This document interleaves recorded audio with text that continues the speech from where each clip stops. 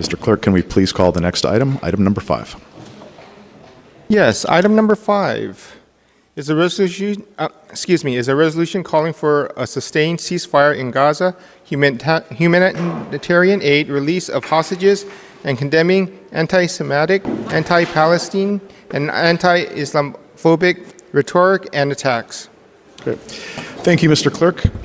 I want to express my appreciation to the author of this resolution, who is joining us, Supervisor Preston, also his co-sponsor, Supervisor Ronan, for taking on a contentious issue that is distinguished by very strong feelings and many moving and, in some cases, heartbreaking personal experiences. I think they approached this resolution and this process with thoughtfulness, humanity, and a collaborative spirit. I don't know if consensus is going to be possible on the resolution, but I do want to commend our colleague for commendably setting a tone for this process that hopefully gets us closer to consensus. So I really do want to express my appreciation to you for that. I also want to express my appreciation as well to the many advocates and community members, some here today, with whom I've had the opportunity to meet over the last several weeks. I would say from both sides, but I think all sides would more accurately reflect some of the nuances around this resolution and events in the Middle East that relate to it. For me, as I'm sure many others, these discussions preceded the resolution's introduction and included heartfelt appeals and conversations late last night and as recently as this morning. I do intend to propose amendments to this resolution, which I will explain. I think I should explain this before public comment in the interest of transparency so that people who are commenting know what amendments I intend to put forward. As part of that, I'll also explain some of the process in developing amendments and rationales underlying them. There's a couple people on the roster, and I just wanted to ask, should I talk about the amendments that I was hoping to propose first, or do you want to? Okay. So I'm going to, before I get to that, Supervisor Safai is on the roster first. Yeah, thank you, Chair. Actually, I was trying to get your attention before you started talking. I think it would be really important to set the tone today, asking for a moment of silence for all the loss of life, all the people suffering in that part of the world, people that are having their own personal experiences, have loved ones over there. If we can have a moment of silence and ask everyone in their comments today to be respectful, to think about life, think about humanity, and understand that this is personal for everyone involved. So if we can have a moment of silence, I would really appreciate that.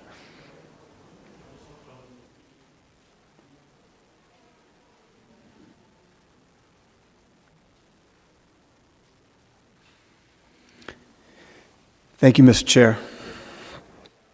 Thank you, Supervisor. Supervisor Preston, I'll put it to you. Should I go through some of what I was proposing, or do you want to open? Because I don't know if you wanted to comment on what I was going to propose. I would, yeah, if I could make some comments to start us, and then welcome your thoughts on amendments. And I want to thank Supervisor Safai for setting that tone and starting us off with a moment of silence. So thank you for that, Supervisor. Chair Dorsey, I want to thank you for calendaring this item today and moving it, to the first available meeting back from recess, on our first day back from recess, and want to thank you for your engagement with my office on this resolution. I circulated a draft resolution back on November 28th. I incorporated the limited feedback that we had from colleagues before we introduced it, and then introduced the resolution a week later back on December 5th. The resolution, as you know, calls for a sustained ceasefire in Gaza, humanitarian aid, and the release of all hostages, and condemns anti-Semitism, Islamophobia, and anti-Palestinian hate. And as I said when I introduced this, I believe the resolution is compelled by the moment and offers an opportunity for us to come together in defense of human life. I spoke extensively when I introduced this measure about the impact of October 7th and the Israeli response, and I do not plan to repeat my extensive comments when I introduced it here, although I will add to them a bit, especially in light of what's occurred since we introduced this item. I believe that all of us on the Board of Supervisors, and probably everyone in this chamber and waiting online, and hopefully everyone listening, had hoped that by now the assault on Gaza would have stopped. And it has not. And in many ways, it has expanded with no end in sight. So we are at a defining moment in history as the world grapples with blatant, intentional, and undeniable atrocities that continue despite widespread condemnation by nearly the entire international community. Any thought or hope that this resolution would become moot has vanished. It is more relevant than ever. Since October 7th, over 22,000 Palestinians, a majority of them women and children, have been killed in Gaza. Over 50,000 more have been wounded. Per the World Health Organization, last month, an average of 160 Palestinian children are being killed every day. Per Amnesty International, entire Palestinian families have been killed in Israel's assault on Gaza, and we have heard from many of our constituents who have had that experience personally with their own family. Over 600 healthcare workers have been killed in Gaza and the West Bank since October 7th.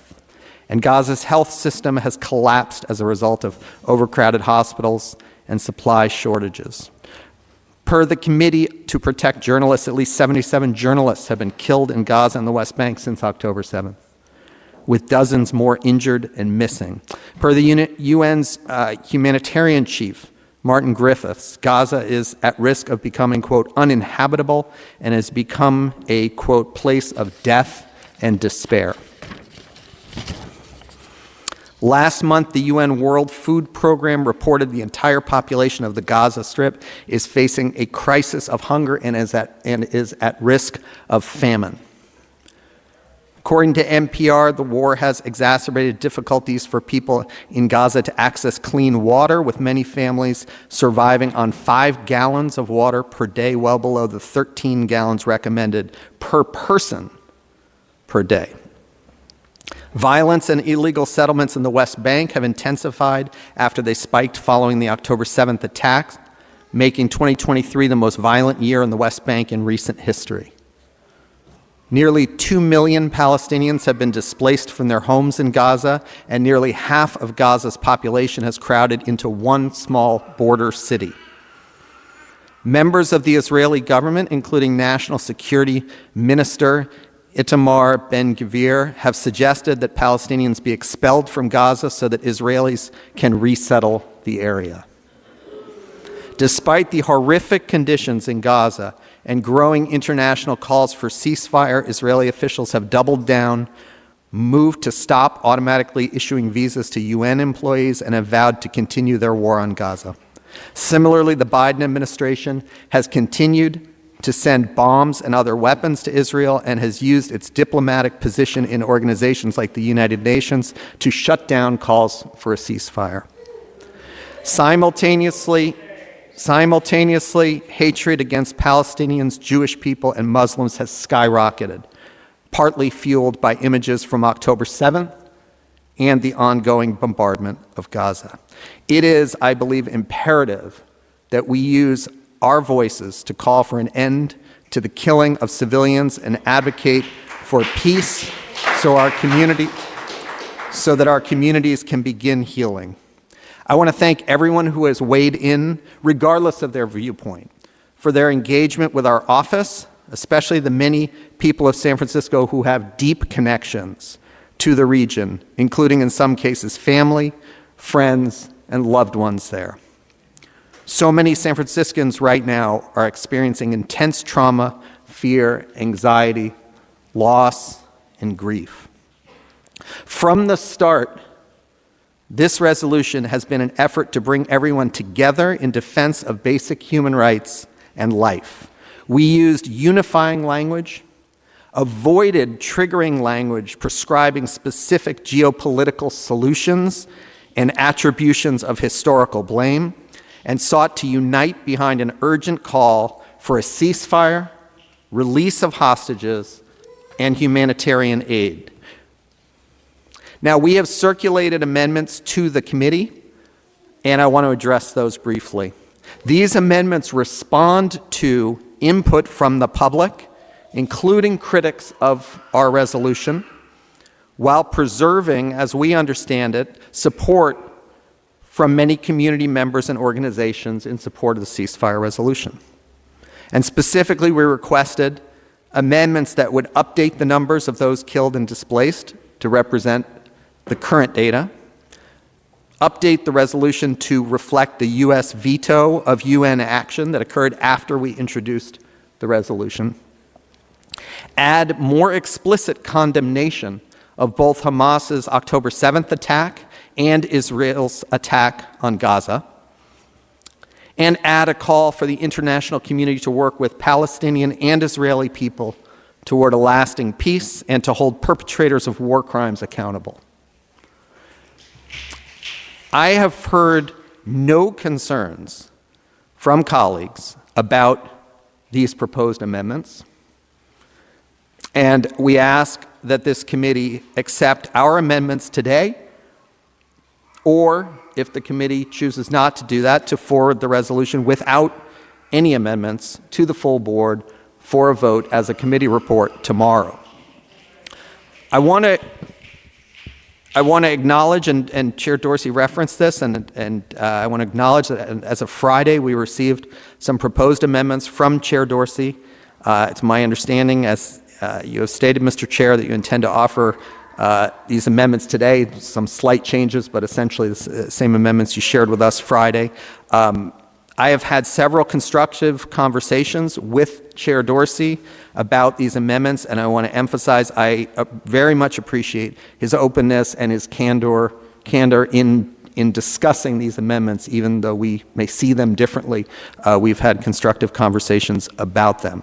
And while I appreciate the dialogue, I believe very strongly that some of the proposed amendments that the chair will describe before public comment are one-sided, extremely one-sided, divisive, would alienate thousands of supporters of the resolution, unnecessarily plunge the Board of Supervisors into controversial matters far beyond the scope of this resolution, and undo the spirit of unity with which we have proposed this resolution. So I urge the committee not to take those amendments, but instead, if individual members of the committee or board feel compelled to issue separate statements of their opinions and views on these matters, to do so. We are all entitled to our own views, but to keep this resolution to what really has been an attempt to have a unifying language that brings us together. So, colleagues, I invite you to join me and Supervisor Ronen in standing on the right side of history, as I said when I introduced, by supporting this resolution. I urge you to pass it today with the unifying amendments that we've presented, or forward it without any amendments as is to the full board, forward it as a committee report for a full Board of Supervisors vote tomorrow. Again, I want to thank you not only for calendaring this, Mr. Chair, but for calendaring it as a committee report, which for those unfamiliar with our processes means that it is a matter viewed as potentially with such urgency that it can be moved immediately to a vote, if it is the committee's will, tomorrow, as opposed to what the normal course of business, which would be a week later. So I appreciate you calendaring it as a committee report. Hope it will be sent out as such. And finally, I want to thank Supervisor Ronen for her co-sponsorship and for so powerfully sharing her perspective and her story, and all of the activists who have been working so hard in support of this resolution and to bring peace to the region and reduce the suffering and loss of life. So thank you for the opportunity to make these remarks, and I'm looking forward to hearing from the public as well. Thank you. Thank you, Supervisor Preston. And I do appreciate you as well as Supervisor Ronan for the tone and approach that you've brought to this, for your leadership on it. I mentioned that I intended to propose amendments, and again, in the interest of transparency, rather than waiting, sometimes, the amendments will be made after public comment. I think it's important for transparency's sake to outline them here. I want to just start by mentioning that when this resolution was first assigned to the committee I chair, my initial preference was to oppose the resolution as written and author my own statement, as Supervisor Preston mentioned, to express my support for a ceasefire under certain conditions. Under the Brown Act, I'm not allowed to interact with, we're not, as Rules Committee members, we're not allowed to interact with each other, but we can have conversations with some of our other colleagues. When I reached out to some of the other colleagues, in that process, I was asked to make an attempt to open the hood on language and seek feedback on possible amendments that could get us to something that might muster majority support. I don't know yet if what we've arrived at will succeed in that, but over the holidays, I think many of us were watching events and working to make a good faith try. I do want to speak for myself here to share what informed my perspective on this process. For me, there are two weighty considerations that aren't specific to Gaza, but that emanate from the nature of the terrorist attack on October 7th. First, among the 129 hostages believed to be in custody right now, we believe 7 are American citizens. If I am being asked to take a position against the President of the United States at a time when his administration is working to secure the release of American hostages, I had better be convinced that our President is doing something wrong, and I was not so convinced. Second, I have been haunted by the context of a singularly horrific terrorist attack and what message it might send to other terrorist organizations or any other non-state actor capable of similar atrocities. If we were in effect, reward terrorism by platforming grievances that underlie it, even if those grievances are legitimate and just and right. I think we have to be explicit, and I think other people on this board share that view, that we would have to be explicit in our condemnation of the terrorist act itself, and that to do otherwise, in my view and the view of others, would risk sending a dangerous and unthinkable message that terrorism works. And in fact, a Hamas spokesperson, Ghazi Hamad, who was probably well known on many news reports for being the person who promised that the October 7th attack would happen again and again, was quoted on Lebanese TV mentioning that the Hamas movement, quote, "The Hamas movement is watching the growing calls by several Western governments to end the aggression on Gaza." And he adding, "We welcome these developments and consider them in the right direction." It is something that I have said to most of the people that I have met with, because I have worked in politics and communications for most of my career, that leadership and communication both are about not just taking responsibilities for the words that we use, but also considering how they might be heard or how they might be represented. So that is something that weighed on my approach to this, and I think weighed on the consciences of others with whom I worked on this. In my view, as well as the view of some colleagues, the quantitative comparison to both sides of this war in terms of the staggering loss of life and humanitarian displacement, unlike anything I've seen in my lifetime, is absolutely appropriate and necessary. However, it elevates the need for a qualitative comparison that, in our view, was insufficient in the existing resolution as written. Some of our colleagues agreed with me that we needed to mirror President Biden's call for Hamas to lay down arms in this conflict. Relatedly, some colleagues shared my view that the city and county of San Francisco should express its support in solidarity with the Biden administration, G7 nations, European Union, and others for a two-state solution as the best hope for a just and durable peace. Finally, we wanted to make sure that all the data points were updated to reflect the most recent figures for wartime deaths, displacement, and hostages believed to be alive. So I'm going to walk through the line references that I'm going to make are to the last published resolution, and I just want to read these into the record.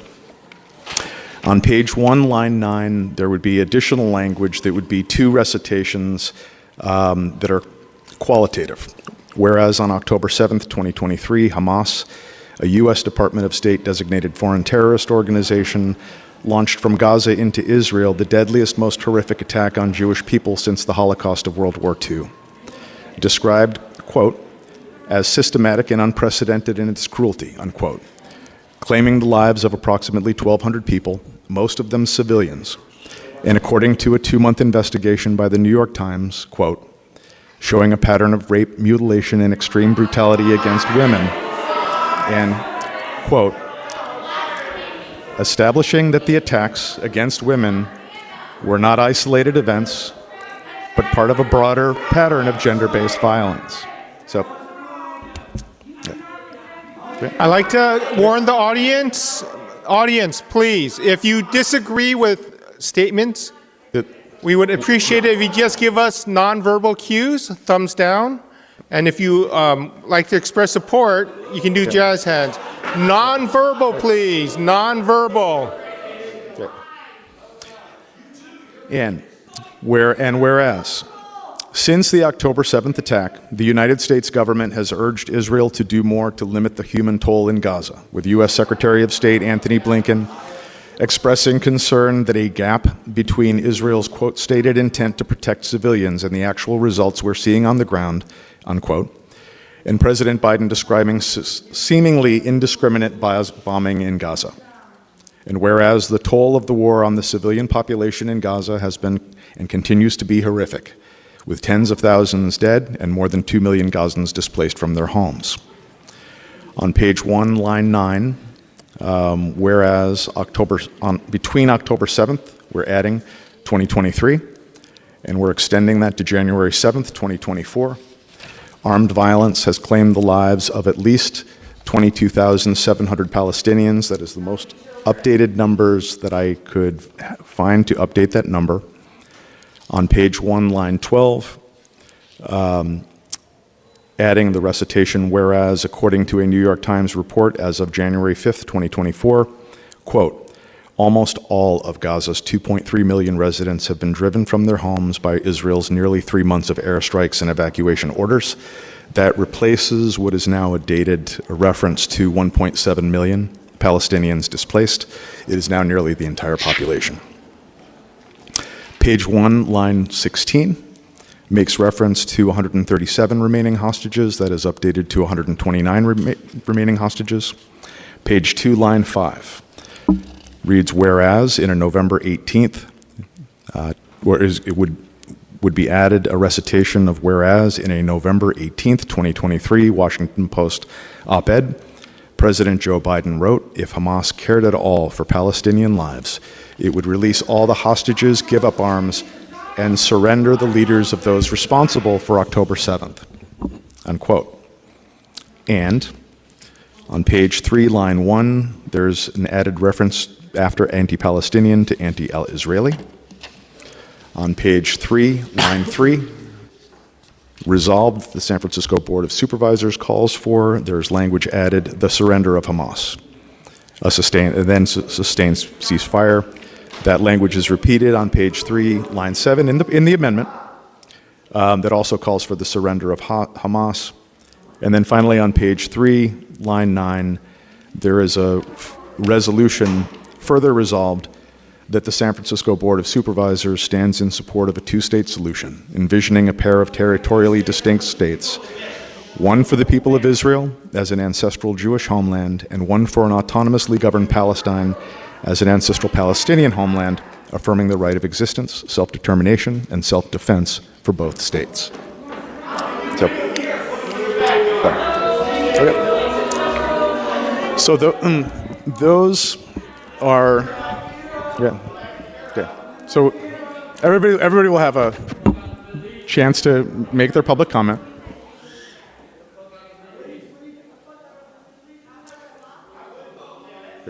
Great.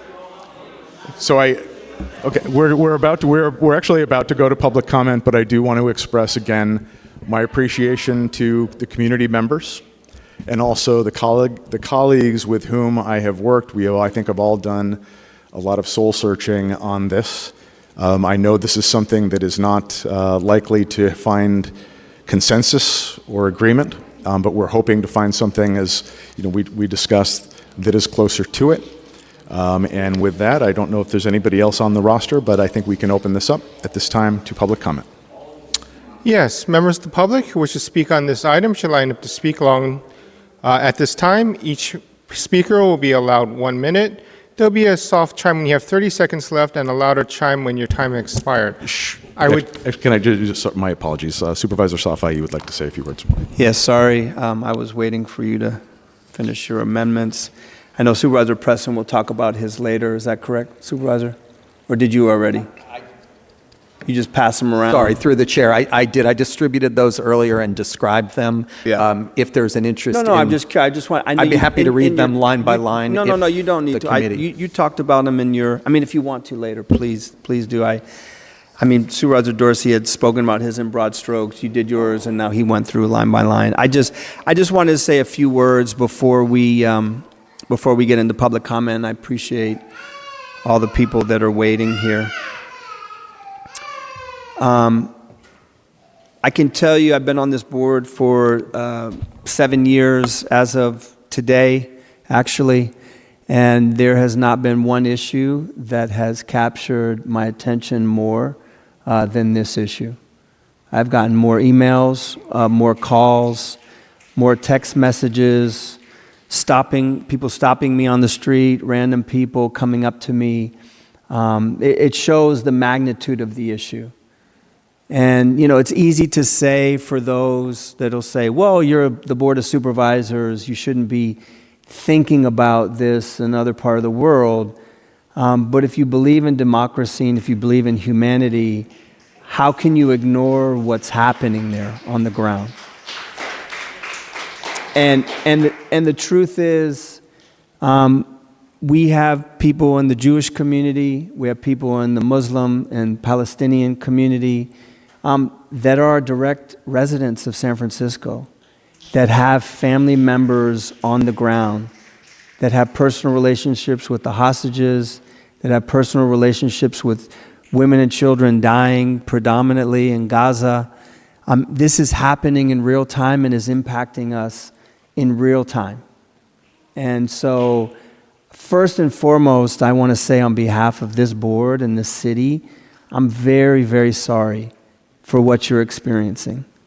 I'm very sorry for the rise in sadness and pain and suffering. And I met with folks from the Jewish community that are in tremendous fear. I met with folks in the Palestinian community that just don't feel seen, and they've never felt seen, and are in pain, and are in real, real pain.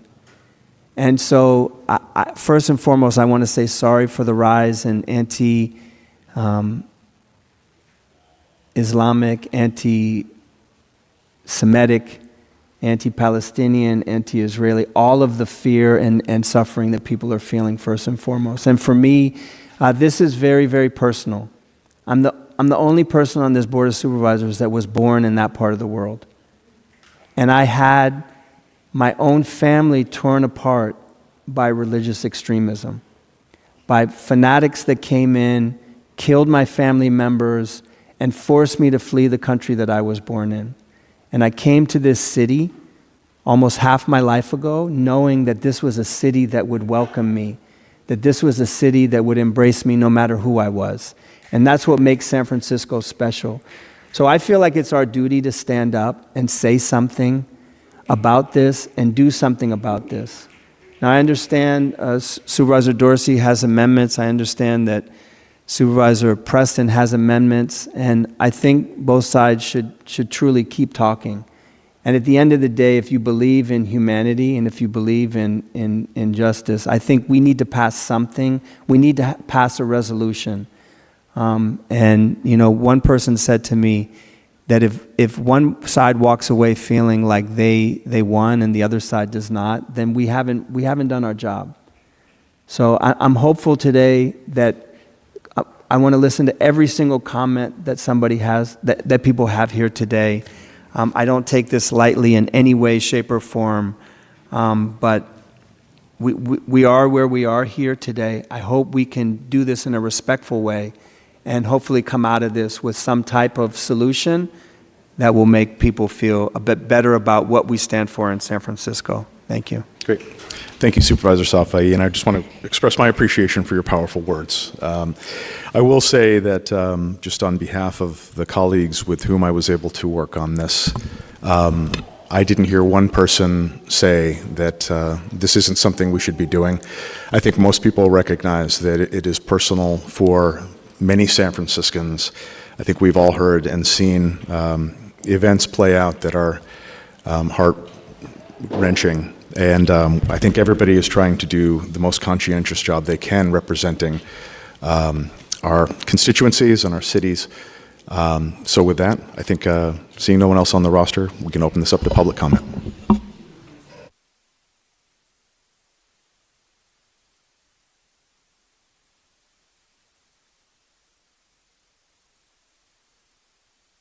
And come to San Francisco for work and other cultural events. I want to start by acknowledging... Hold on. We're gonna restart your time. Sorry, I'm a little hard of hearing, and I didn't even hear all your comments. No problem. I just wanted to make a quick announcement. We are starting public comment, 1 minute per person. I'd just like to note that we will be making some ADA accommodations and other accommodations to get some people into the line first. I will bring them to the front. In addition to that, I would like to restate that if you like to provide support, we would prefer nonverbal support or expression of opposition, thumbs up, jazz hands. It would be appreciated. And we will go ahead and get started. You may begin. Okay, again, my name is Robert Bonham. I live in the East Bay and come to San Francisco for work and other cultural events. I want to start by acknowledging the suffering by both the Israeli and Palestinian populations. I also want to thank you for all your hard work. I'm sorry I didn't hear everything you said, so please bear with me. I'm asking that a resolution not be passed because it is beyond the expertise and the scope of local area politics and causes an unsafe and divisive atmosphere here. If you do pass a resolution, please be sure to condemn Hamas, ask for its removal from power, and bring the hostages home. Hamas is a terrorist organization. It has broken many ceasefires, and it broke one when they attacked Israel on October 7th. I've been to the area 20 times and saw that the situation is far more complex and has far more information than we here know. Terrorists have a role in this. The press has a role in this. Iran has a role in this. Speaker time has elapsed. Thank you. Thank you. Can we have our next speaker?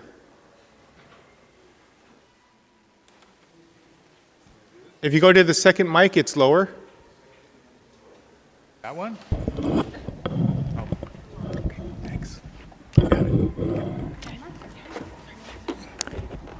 Okay.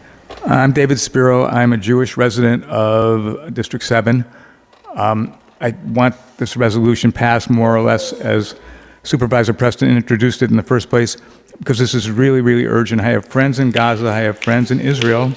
I have friends in the West Bank, and everybody is suffering. Everybody is stressed. And people here, it's tearing apart our communities.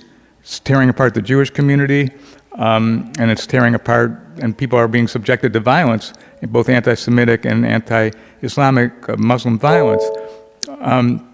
And we don't need to solve the Israel-Palestine issue right now with a two-state solution. We don't need to be condemning Hamas because Hamas is not dropping the bombs. Hamas is not starving people. Hamas is not keeping water away. We need to pass this resolution. And I just want to say, I know I don't know, but I can suspect the pressure you guys are under to vote no on this. Because I've seen what the Israel lobby has done to other people. Speaker time has elapsed. Can we have Okay. our next speaker? But I will have your back, and our movement will have your back.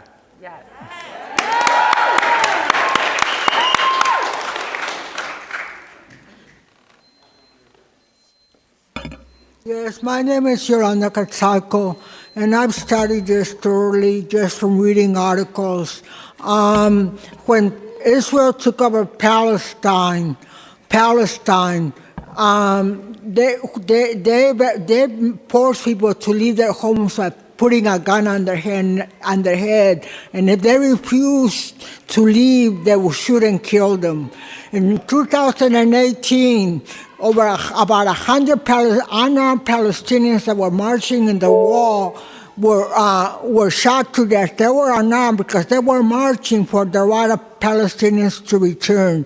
I'm just going to read a little bit of a poem that I found here, and it's Lisa Suhair Majaj, Poets for Palestine. This is not a massacre. What kind of war is this? Amira Has, Hareta, April 19, 2002. This is a humanitarian operation. All efforts have been made to protect Speaker time has elapsed. Speaker time has elapsed. Can we have our next speaker? Should I say it again?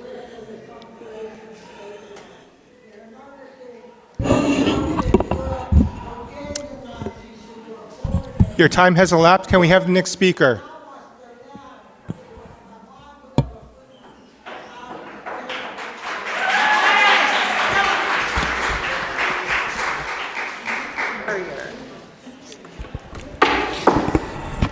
Good morning. I'm Alan Buradell. I live in District 8. I agree fully with the first speaker, and I support you, Supervisor Dorsey, as you're efforting here today. But as long as we're here, there are three things that must be included in this outrageous resolution. Number one, lay out the atrocities in detail that have been committed by Hamas on October 7th in detail. Number two, include language calling for the removal of Hamas from military and governing control of Gaza. And number three, call for a two-state solution. And why a two-state solution? Because Hamas is seeking the annihilation of the Jewish state. That's exactly why we need a two-state solution. Thank you very much.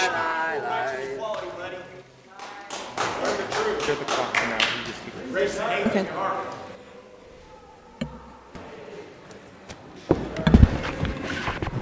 Thank you. Good afternoon. My name is Lara Kiswani. I'm the Executive Director of the Arab Resource and Organizing Center. I'm also the daughter of Palestinian refugees, and this is my daughter, Selma. Since I was last here, I learned that I lost 40 family members in Gaza.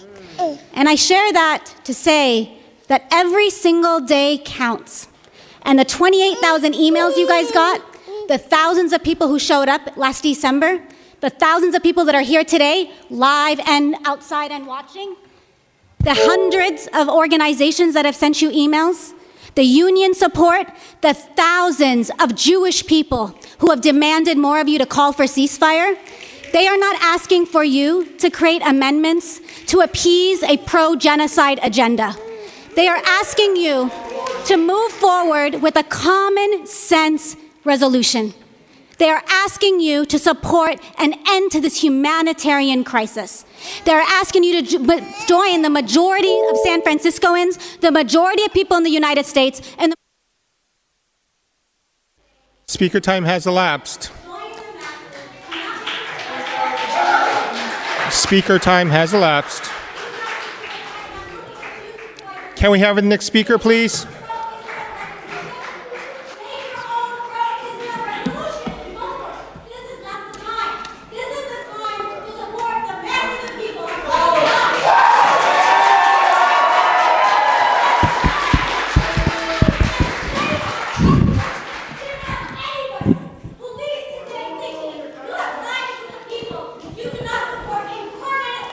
Speaker time has elapsed. Your time has elapsed.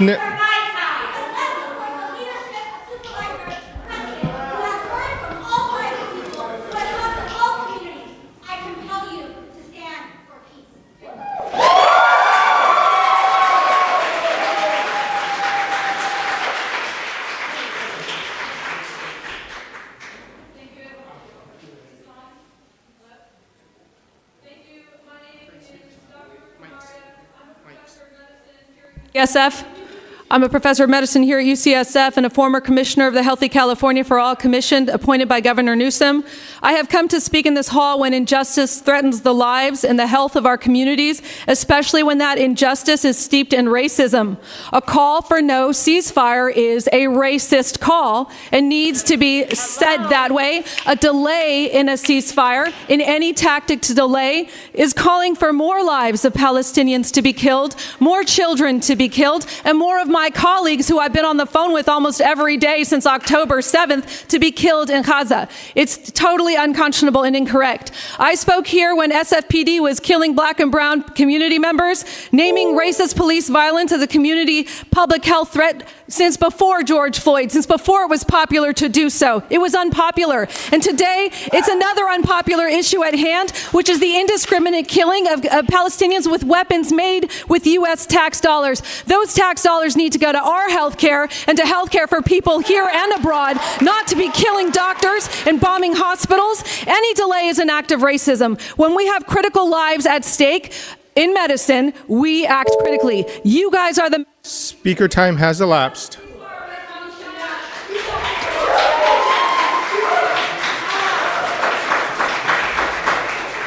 Turn it back on. Hello, my name is Jory Gessow, and I oppose this resolution. And I have very strong feelings on the Jewish side, on the Israeli side, that I just want to call to your attention that Israel is a nation of refugees, not just refugees from Holocaust, but also refugees from Arab lands. Half of the population of Israel, many of them brown people, were natives in Arab lands for thousands of years and were killed out and lived there. They have nowhere else to go. There's a lot of fear. I'm calling for some humility that after they've been... Excuse me, stop for a second. Let the man speak. When everyone is speaking, let them speak. If you disagree, put your hand like this. If you agree, wave your hands. Do not taunt people when they're speaking. Go ahead.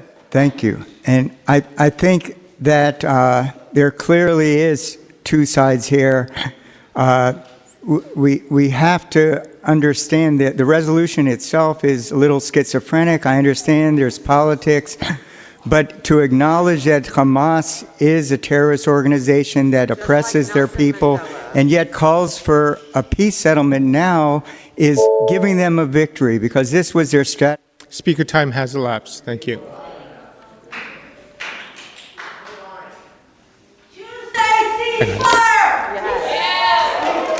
We do. I'm the daughter and granddaughter of Holocaust survivors, and here I stand knowing that my safety will never come at the expense of anyone.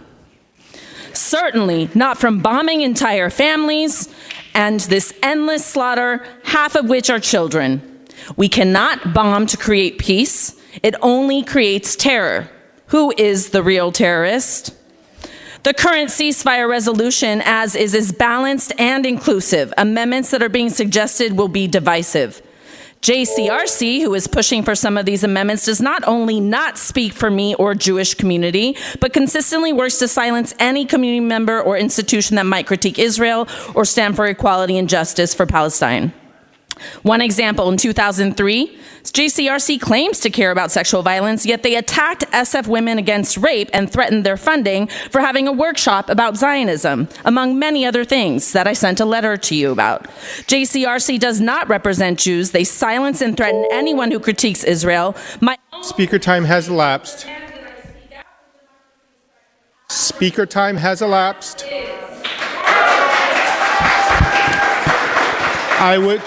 I would just like to remind the public that you have 1 minute to speak. Once that 1 minute expires, your microphone will be turned off. We would appreciate it if you could stay within your 1 minute time limit.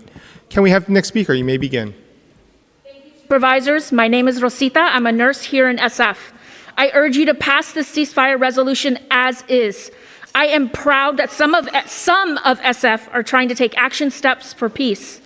SF should stand against genocide. As an indigenous Mapuche woman, I understand genocide. The Mapuche community stands in solidarity with the people of Palestine. We cannot allow genocide to happen to anyone else. As a healthcare worker, I understand the effects this violence has had not only on my colleagues in Gaza, but their families in SF. Over 600 healthcare workers have been killed. Over 25,000 Palestinians have been killed. Almost half of those killed are children younger than 14. 4 to 5 healthcare workers are dying every day. 100 Palestinians are killed every day. I urge the board to pass the ceasefire resolution as is. The alternative to a ceasefire is the continuation of the genocide. This is not performative. This is a humanitarian issue. Be the ethical and moral leadership we need. Pass the resolution as is. Speaker time has elapsed.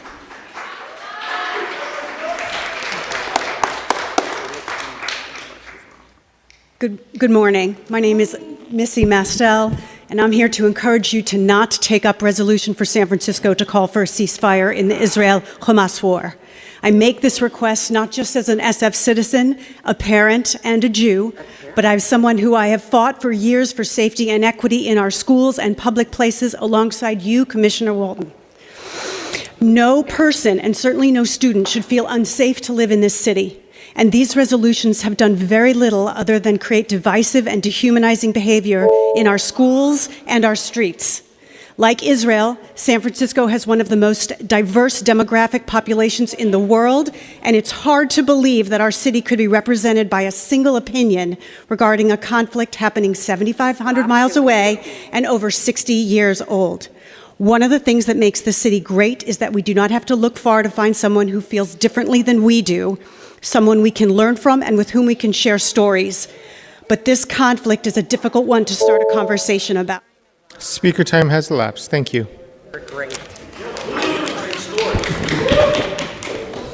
Good morning. I live and work in the Mission and in Bernal Heights. I'm honored to be here in support of the immediate adoption of the ceasefire resolution as it stands, representing the San Francisco Bay Area chapter of the National Lawyers Guild. I'm also here as the child and parent of Latin American migrants from Colombia and Mexico in unconditional solidarity with our Palestinian sisters and brothers here and everywhere.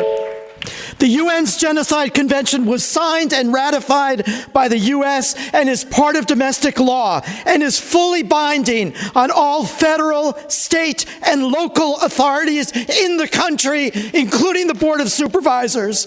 This includes a duty to prevent genocide and not to be in complicity with genocidal acts and policies. This is what is at stake in the ceasefire resolution and at the International Court. Speaker time has elapsed.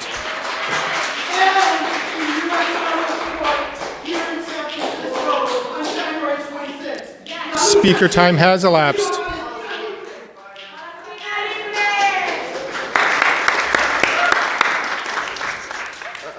Did you forget your mask? No, somebody else. Good morning. My name is Rebecca Goodman. I've worked in San Francisco for more than 15 years, and my children attend school here in San Francisco. I love the opportunity to enjoy theater, music, and cultural events. You mentioned wishing, and I quote, the assault on Gaza would have stopped. I wish that too. I wish that those who were kidnapped and held captive for nearly 100 days would have returned home by now. That is also my wish. Their nightmare is not yet over. I also appreciate your desire to let our nation's government and the Biden administration, as they do their work, to release the American hostages. International politics is their job, not yours here in San Francisco. The people screaming for ceasefire are also calling to eliminate Israel and everyone in it. That is what That is what from the river to the sea means, that Israel will not exist. There must be a two-state solution, which is not possible with Hamas in power. Speaker time has elapsed. Thank you. I'd just like to remind the audience to not interrupt other speakers. Thank you very much. My name is Chase Carter, and I'm a San Francisco resident. I'm here representing Jewish Voice for Peace, which has over 7,000 members and supporters in San Francisco and over 30,000 in the Bay Area. We call on the Board of Supervisors to pass the ceasefire resolution without the amendments proposed by Supervisor Dorsey, which undermine the unifying call for peace that San Franciscans and Americans at large support. As Jews, we know that our safety can and will never come at the expense of others. That is why we choose solidarity, justice, and peace over more war, occupation, and apartheid. With the state of Israel committing genocidal violence against Palestinians in Gaza, the only way to save lives is to stop the bombing and violence. Ceasefire means saving lives now. This resolution is popular and represents something all of us should be able to agree on, that all life is precious and that never again means never again for anyone. I urge you to do the right thing and pass the resolution as is. Thank you.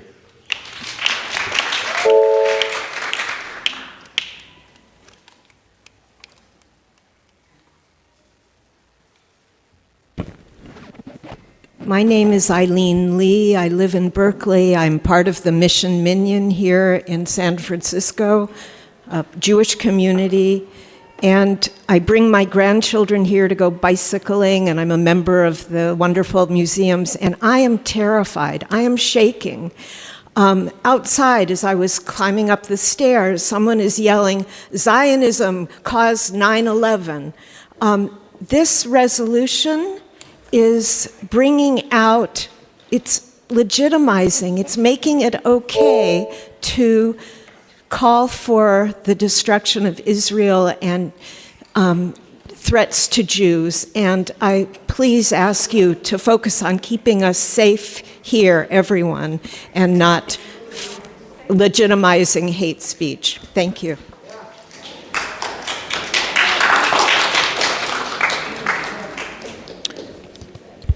My name is Manal Alcara, San Francisco resident born and raised in District 8.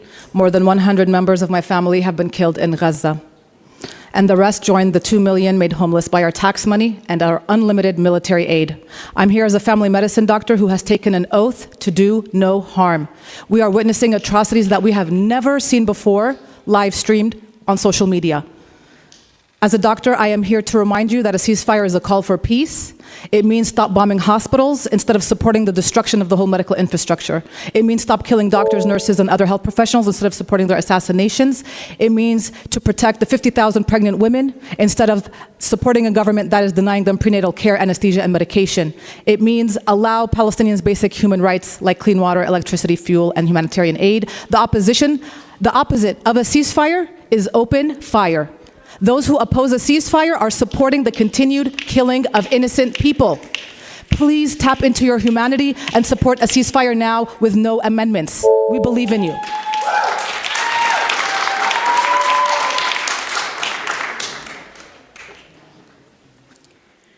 My name is Linda Wolf. The resolution needs to lay out the atrocities committed by Hamas, which precipitated this war. Deliberate and planned mass murder of civilians, systematic and hideous sexual violence documented in the New York Times of December 28th, kidnapping of hostages still living in hell in total darkness. The resolution needs to call for the removal of ISIS-style terrorist group Hamas from military and governing control of Gaza. The resolution needs to acknowledge the right of Israel to survive as a haven for Jews worldwide, a haven from the screams, the hatred, the jeers, the taunts of crowds like the one here this morning. Thank you.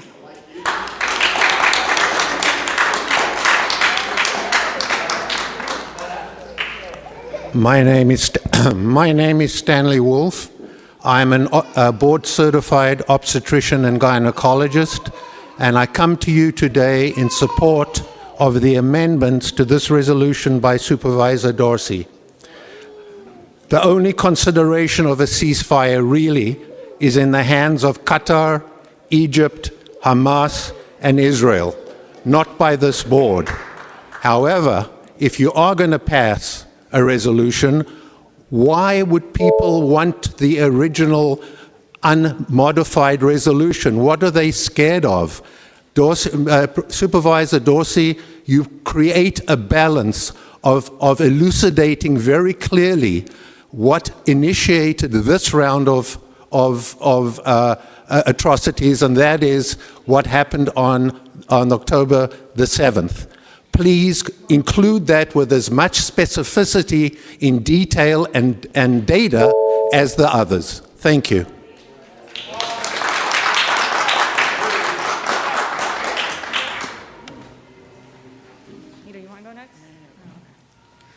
Good morning, everyone. My name is Iman Khalil.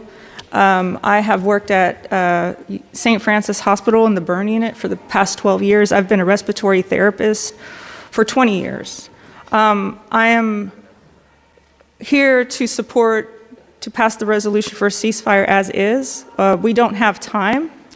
If you have ever been to the burn unit at St. Francis, Mr. Dorsey, it's easy to see why there is such a sense of urgency. We need medical care to get into Gaza, anesthesia.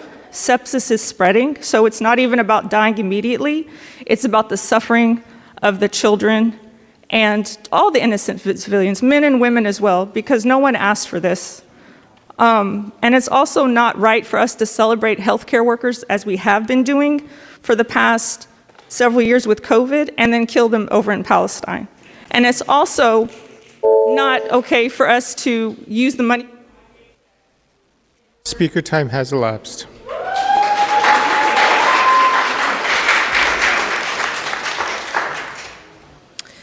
My name is Jill Schenker, and I'm a Jewish resident of District 7, here calling on you to support this resolution, especially without Supervisor Dorsey's amendments. I am one of over 1,000 Jews who signed and sent you a letter explaining that JCRC does not speak for us. My Judaism taught me tikkun olam, repair the world. My and our collective experience of oppression has taught me that we need all who see oppression to intervene. That solidarity and seeing each other's humanity is the path to safety. And that when we cry out never again, it is never again for everyone, and never again is right now. Please support this resolution. It's imperative that cities across the country represent the millions of people calling for a permanent ceasefire. I am also the interim organizing director at Chinese Progressive Association, who also calls on you to support this resolution and to stand for peace and humanity.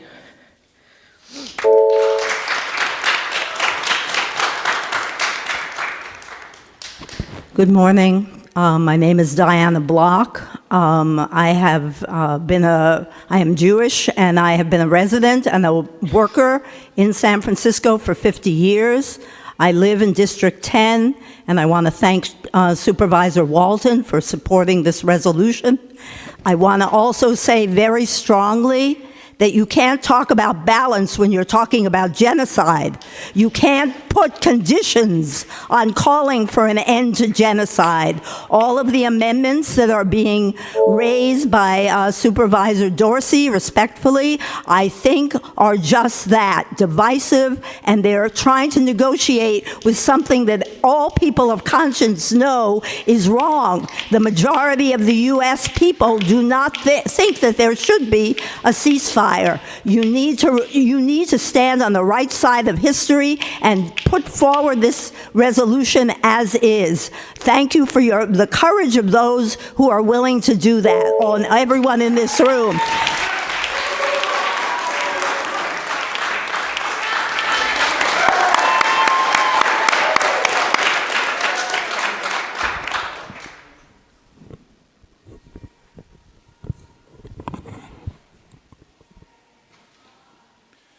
My name is Jimmy Shamia, past president of the Arab American Grocers and Small Business Association in San Francisco. I stand before you today to urge you to stand firm against accepting any amendments to that ceasefire resolution. These amendments, if passed, would effectively dismantle the very pillars of peace and humanity this resolution embodies. This resolution isn't just a piece of paper. It represents the yearning of not just our community, but of all who believe in the sanctity of life. We must not allow the noble purpose of this resolution to be gutted. To do so would be to turn our backs on those whose lives hang in the balance. The amendments would chip away at the core of this resolution, leaving behind a hollow shell void of its true power.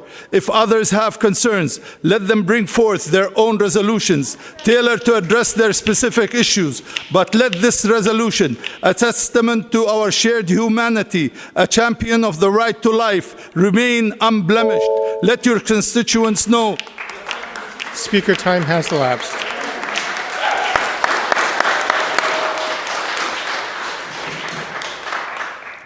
Before the next speaker provides their comment, I'd like to remind the audience, if you can keep your audio support to nonverbal and non-audio, it would be appreciated so that we can proceed quickly with public commenters. In addition to that, I would like to ask that after you provide public comment, if you can leave the room and go to the overflow room, which is on the light courts downstairs.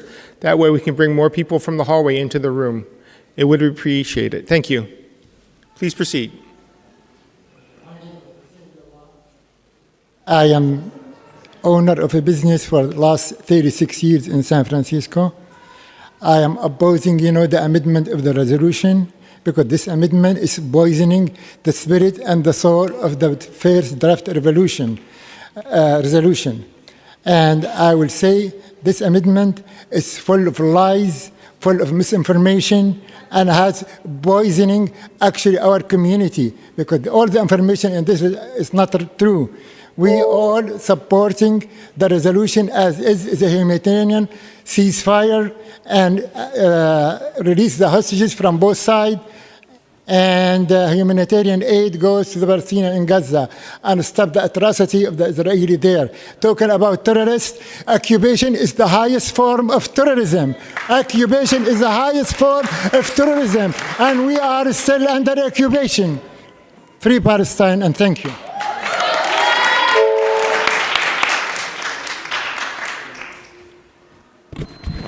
Thank you for hearing us today.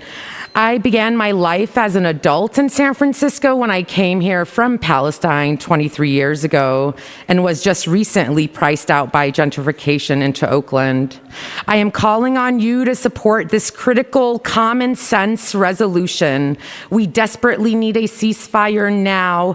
We are proud that the Board of Supervisors have heard the voices of their diverse constituents and are taking action to stand at the side of peace and humanity. We urge you to reject any amendments made by extremists and racists for increased violence, increased warfare, and a deeper genocide. Any amendments would undermine an overwhelmingly popular demand for ceasefire now. We are witnessing a genocide unfold in front of us, and it is our responsibility, your responsibility, to be a part of ending it. Call for a ceasefire now. Free Palestine from the river to the sea.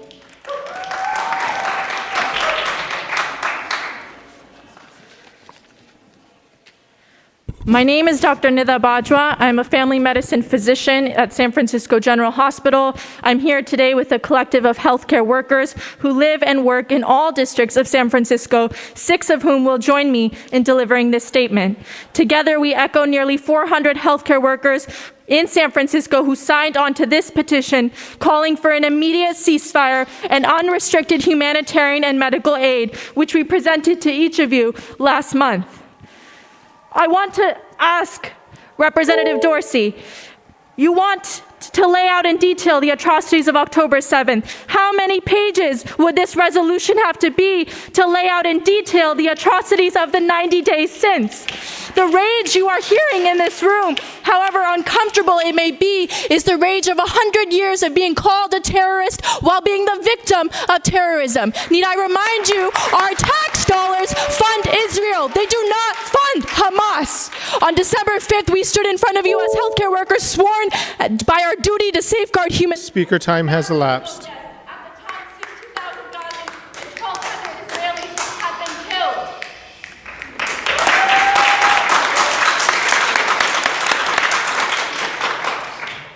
We told you of Gaza's decimated healthcare infrastructure, of horrific attacks on hospitals, of the decomposing bodies of premature babies, of traumatic amputations by bombs, followed by surgical amputations without anesthesia, of forced mass starvation and dehydration.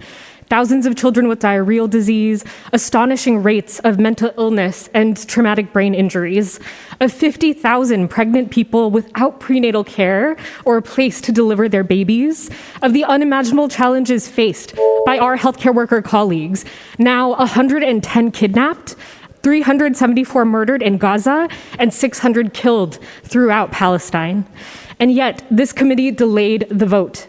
Now, thousands more people have been killed, many more hospitals have been bombed, hundreds more children have become amputees, and thousands more orphaned. And we have entered an unprecedented man-made famine, leading to death by starvation. What should we tell you today so that you will not... Speaker, time has elapsed.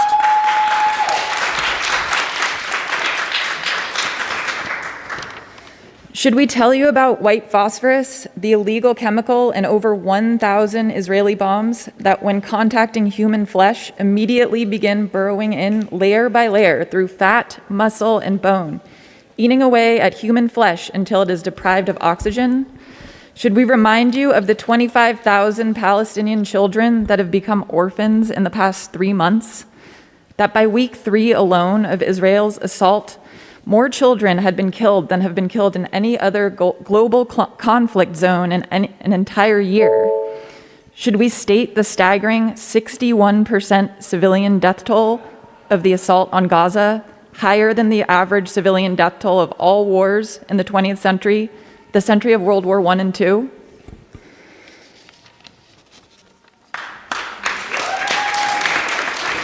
Should we, instead of statistics, humanize the 30,000 kills so that you may see yourself in them, your children, your mothers, and your fathers?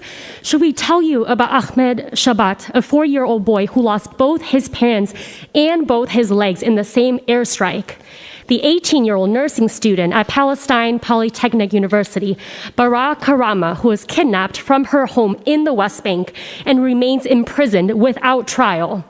13-year-old Dunya Abu Masin, who dreamed of becoming a doctor, who survived one Israeli missile which amputated her leg, killed her parents and her brothers, but was killed by a second Israeli attack on a hospital on December 17th. Mohammed Saleh, the baby born by in vitro fertilization, whose mom shrieked as she held him wrapped in a bloody white cloth shortly after he was born, and said to the camera, "It took me 580 injections to have him." Should we tell you about medical student Bisan Halassa, 19 years old, who days before her killing in her own home wrote on Twitter, "I have dreams I have not yet achieved. I have a life I have not yet fully lived. I have a family that I love and fear for." Hadia Nasser, born in 1944, who lived through the 1948 Nakba, only to be killed by an Israeli sniper on December 7th. Dr. Akram Abu Hasra, who was executed by a firing squad, left to bleed to death on the street with his wife beside him while his house was burned down on December 21st. Mahmoud Matar, who fought against cancer, but had to stop his... Speaker, time has elapsed.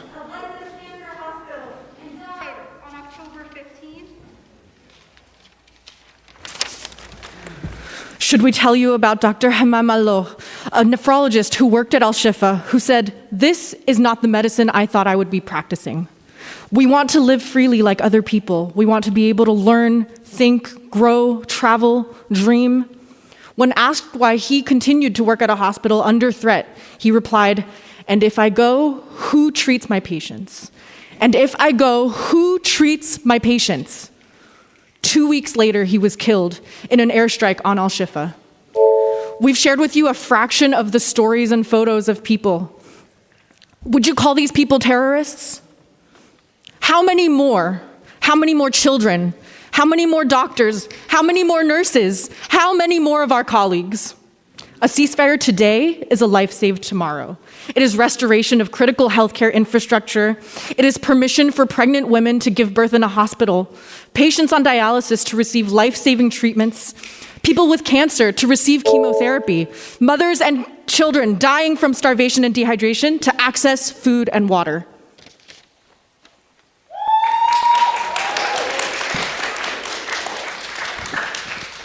It's saving the life of another Dr. Hammam, another Mahmoud, another Hadia, another Basan, and thousands more. It's protection for us, for our loved ones, and for everyone, and it is the only option. As it stands, the resolution centers all victims and their humanity, calls for the release of all hostages, and condemns all anti-Semitic, anti-Palestinian, and Islamophobic violence. It is a humanitarian resolution whose purpose is not to craft a political future for another people's, but to state what is blatantly obvious, that human life is precious and must be protected at all costs. My name is Karen. I am speaking as a physician and a resident of District 6, and I'm urging the district board and my district representative, Matt Dorsey, to support the resolution as it stands.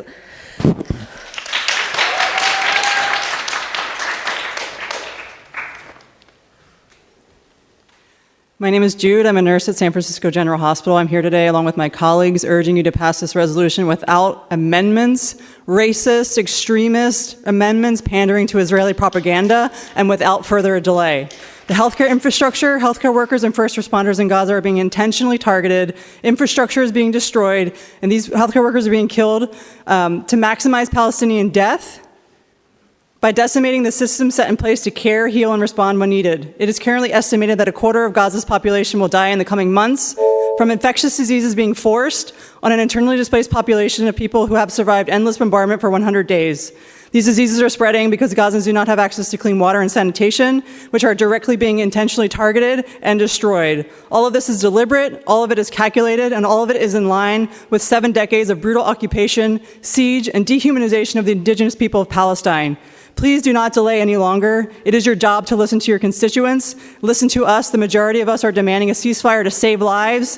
Every life could have been. Speaker, time has elapsed. And if it doesn't, may it haunt you for the rest of your days.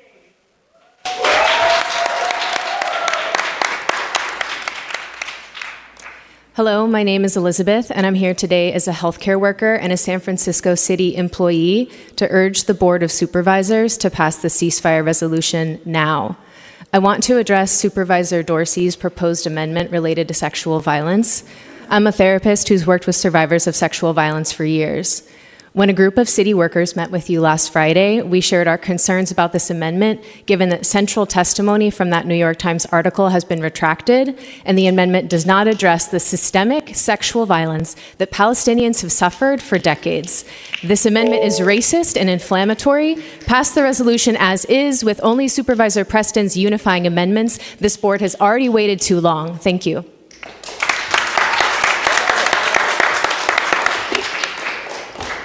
Hi, my name is Dr. Danny Gollum. I'm a psychiatry resident in San Francisco, and I'm also a resident of District 11. As a Jew, I stand with the oppressed always, and I always stand against genocide. As a psychiatrist, I vehemently stand against collective punishment, and I am standing by as the Palestinian people endure a trauma of unfathomable proportions. This is an emergent crisis. We need a ceasefire now. Thank you. My name is Bridget Rochios. I'm a nurse practitioner and midwife in San Francisco, and I'm here today for the 50,000 pregnant people in Gaza who do not have access to health care, who do not have anesthesia for C-sections, who do not have NICU support for their newborns, who do not have shelter, food, or clean water for their families. I'm here for the tens of thousands of children who have lost their parents and the tens of thousands of parents who have lost their children. This is a genocide and not a war. I urge this board to pass a ceasefire resolution without proposed amendments. The support of this resolution is obvious and overwhelming. Local politics and the voice of this board matter significantly. Passing this resolution would send an important message of San Francisco's commitment to social justice, to human rights, and to vote against this resolution is to stand on the wrong side of history. Free Palestine.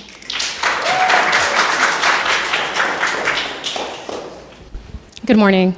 My name is Dr. Noor Bilbisi. I'm a Palestinian pediatric dentist, mother, American, and most importantly, a human. 43 years ago today, I was born in occupied Jerusalem, and my only wish this year is a ceasefire in Gaza, humanitarian aid to the people of Gaza, and an end to American funding of the apartheid and genocide happening by the State of Israel. My wish, and most of the world's wish, is freedom for all Palestinians. Using the word terrorism does not justify a genocide. This is not about religious extremism. It is very clear. It's about apartheid and colonialism. I urge you to continue with the resolution as is and reject the extremist and racist amendments that encourage more violence, death, and destruction. Free Palestine, and thank you very much.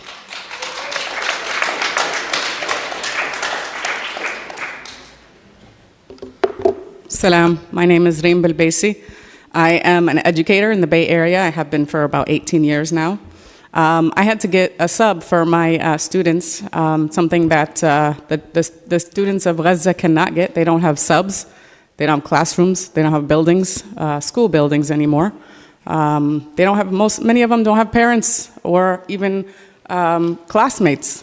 They don't have counselors. I'm urging you to vote for the ceasefire as is, the amendment without any amendments. And please, this is very important because when I go to serve my students, a portion of my money is going to send those bombs over there, and we have to end that. Thank you.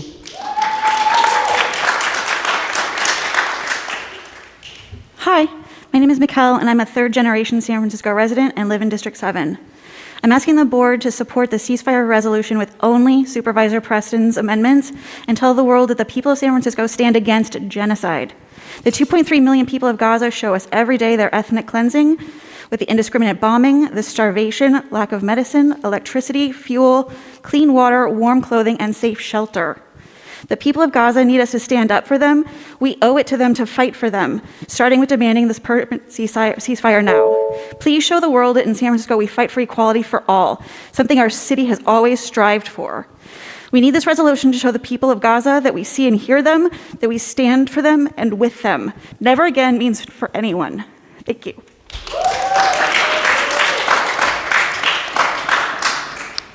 Jack Brown, San Francisco resident. I think every member of this committee must be aware that the overwhelming majority of San Franciscans support an immediate ceasefire in Gaza and an end to Israel murdering Palestinians with weapons paid for by America. And I think all three of you, in your hearts, must wish that this horror would end. So it seems to me that only cynical political calculus would make you vote for anything but the unamended resolution put forward by Mr. Preston. Please do not play political games with people's lives. Do your part to end this and vote for the resolution as is. Thank you. Good morning. I am Dai Khadridi. I live in Bernal Heights, District 9. And I would like to thank Hillary Ronan, who supervises my district, and Supervisor Dean Preston for this resolution. To Supervisor Dorsey, who's talking about the lives of the hostages, I would like to remind you respectfully that the only time where hostages were able to go back home safely was during a ceasefire, was through negotiation, was not while killing children and bombing hospitals. Thank you.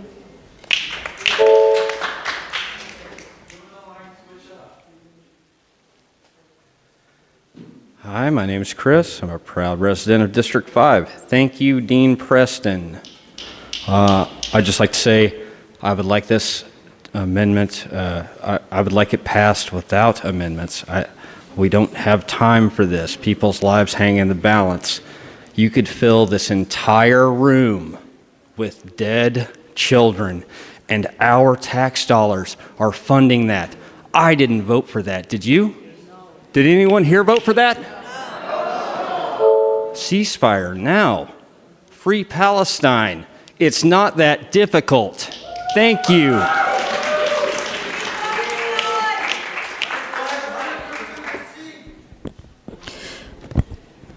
Good afternoon. I'm Sarah Short, 25-year resident of San Francisco, member of Jewish Voice for Peace.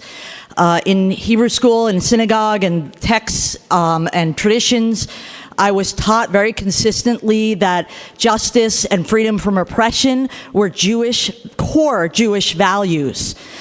We also learned about the history of our people over time and the fact that we had experienced violent oppression and injustice for centuries, back to ancient Egypt to the more recent Holocaust.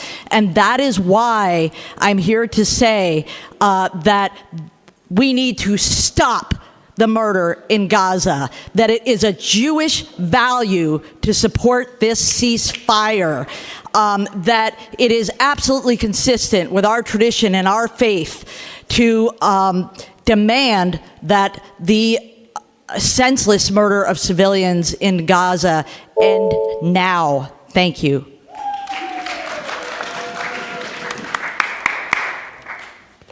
Good afternoon, Supervisors. My name is Leslie Dutayendier. I'm a San Francisco resident. I urge your support for the ceasefire resolution as it is, written by Supervisor Preston, with the supportive amendments. Dr. Tedros, Director General of the World Health Organization, after a recent WHO staff visit to central Gaza, said, "The bloodbath in Gaza must stop." At this moment, we are witness to genocide and ethnic cleansing of Palestinians in Gaza. Support of this resolution is urgent, as it is. Thank you so very much, Supervisors. Thank you so very much, Supervisor Preston.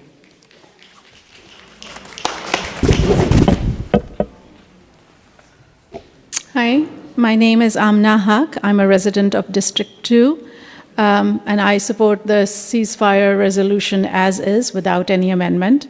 I moved to San Francisco 32 years ago. I love this city, its openness and love for all beings. And I'm hoping that this love and compassion reaches the Palestinians also that are being killed. The ceasefire is not controversial. It is not complicated. It is about honoring human rights and prioritizing peace for all people.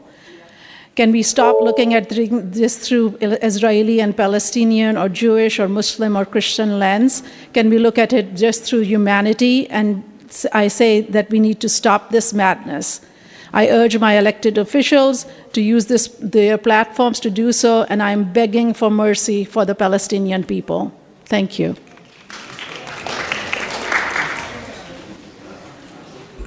Good morning. My name is Lori Wager. I'm a 40-year Jewish resident of San Francisco. I'm here to urge you to vote in favor of the resolution as originally presented and to reject the proposed amendments. Supervisor Preston's resolution was crafted with as much careful discussion with constituents from all over the city. It succeeds in expressing the consensus of a majority of people in San Francisco that we need a permanent ceasefire in Gaza immediately. It unites our community by calling for an end to the killing of civilians and by condemning equally Islamophobia and anti-Semitism.